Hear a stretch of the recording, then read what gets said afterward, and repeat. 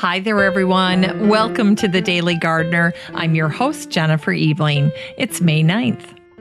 Take two gardeners, have them grow up learning to garden from the same person, have them read the same books on gardening, tour the same public gardens.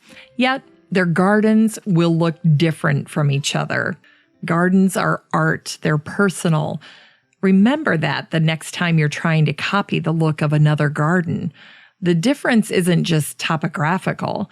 When it comes to your garden, yes, consider microclimates, plant varieties, soil, sun, and so forth. But also make sure to add yourself to the list of variables. Here's today's brevities. Today is the birthday of botanist Count Alexandre Cassini, born on this day in 1781. As a lawyer, Cassini worked his way to the highest legal position in France, president of the chamber. Like many folks, botany was his hobby, not his day job. Cassini's heart belonged to the sunflower family, and he focused pretty much exclusively on the Compositae. It was fitting then that the genus Cassinia, the sunflower genus, was named in his honor by the botanist Robert Brown. On this day in 1807, Lewis and Clark returned a book that they had borrowed from Benjamin Smith Barton. Before they had started on their great expedition, Meriwether Lewis had visited Barton at his home. Upon leaving, he left with a copy of The History of Louisiana by Antoine Lepage. Lewis memorialized the gesture in the flyleaf of the book. Here's what he wrote. Dr. Benjamin Smith Barton was so obliging as to lend me this copy of Monsieur Lepage's History of Louisiana in June 1803.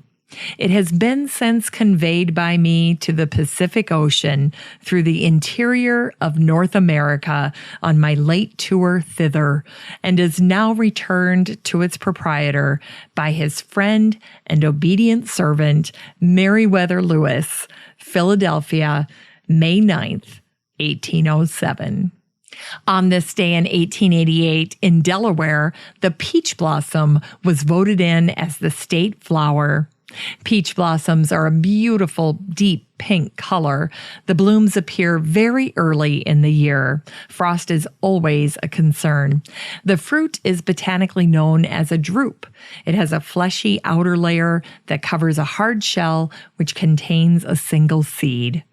By 1875, Delaware was the country's top peach producer, until the yellows. The yellows was a blight that destroyed Delaware's orchards. In the late 1800s, Delaware was knocked from the top spot as a peach producer. In Unearthed Words, it's the birthday of Hewett Cottrell Watson, the father of British plant geography, born today in 1804. When Darwin created his theory of evolution, he was standing on the shoulders of curious early evolutionists like Watson. Darwin's popularity and success overshadowed the folks like Watson who came before him. Yet it's obvious that when Watson read Darwin's Origin, his reaction was one of wonder and also self-reflection. He spent his adult life trying to reach Darwin's conclusion. Now, as an old man, he could see the match he had lit being passed to a true torchbringer. After reading Origin, Watson wrote to Darwin. His letter is part proud dad, part odd fan, and yet he still takes time to advise Darwin. Watson's letter to Darwin is quite something to read, even after all this time. November 21st, 1859. My dear sir, once commenced to read the Origin, I could not rest till I had galloped through the whole. I shall now begin to reread it more deliberately. First, your leading idea will assuredly become recognized as an established truth in science.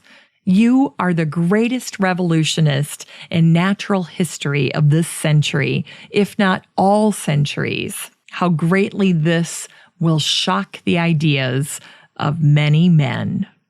Today's book recommendation is A Nation in Bloom by Matthew Biggs.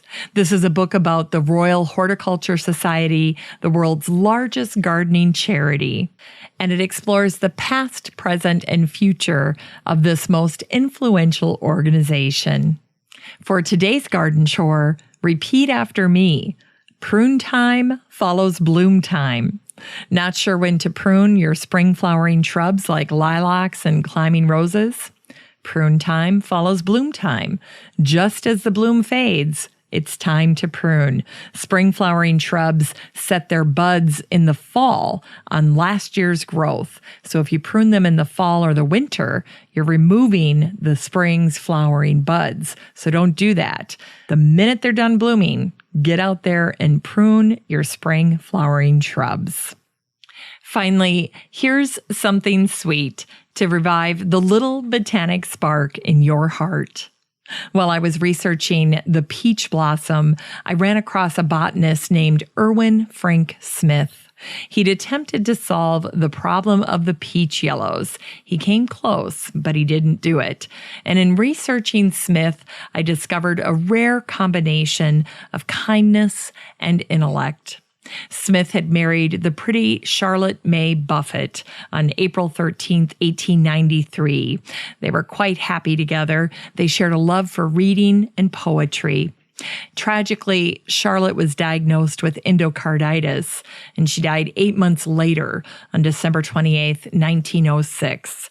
Smith dealt with his grief by putting together a book made up of poetry, stories, and a biography of Charlotte.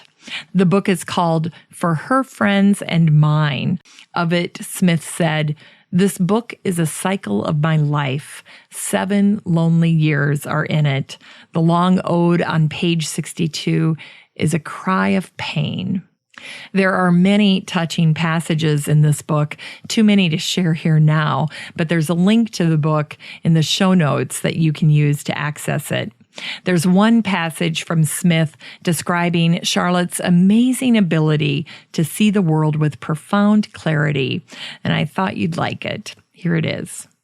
Had she cared for classification, which she did not, she might have become an expert naturalist.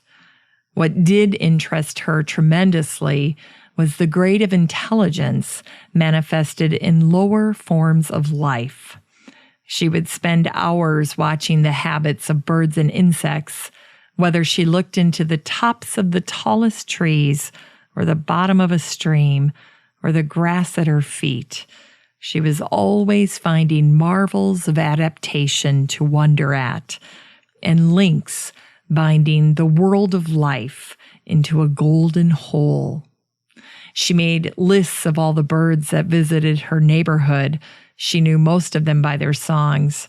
She knew when they nested and where, what food they brought to their young. In studying birds, she used an opera glass, not a shotgun. She was, however, a very good shot with the revolver. Thanks for listening to The Daily Gardener, and remember, for a happy, healthy life, garden every day.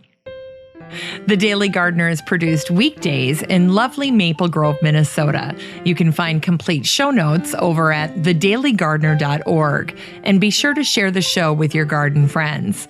You can find The Daily Gardener on all your favorite social media, Instagram, Twitter, and Pinterest, and of course, Facebook. While you're over at Facebook, don't forget to join the Daily Gardener community. Just search for these 3 words, Daily Gardener Community. The group will pop right up, and then request to join. Finally, I want to thank my team at Podfly Productions, where my fabulous editor is Eric Begay. Have a great day in the garden, and we'll see you tomorrow.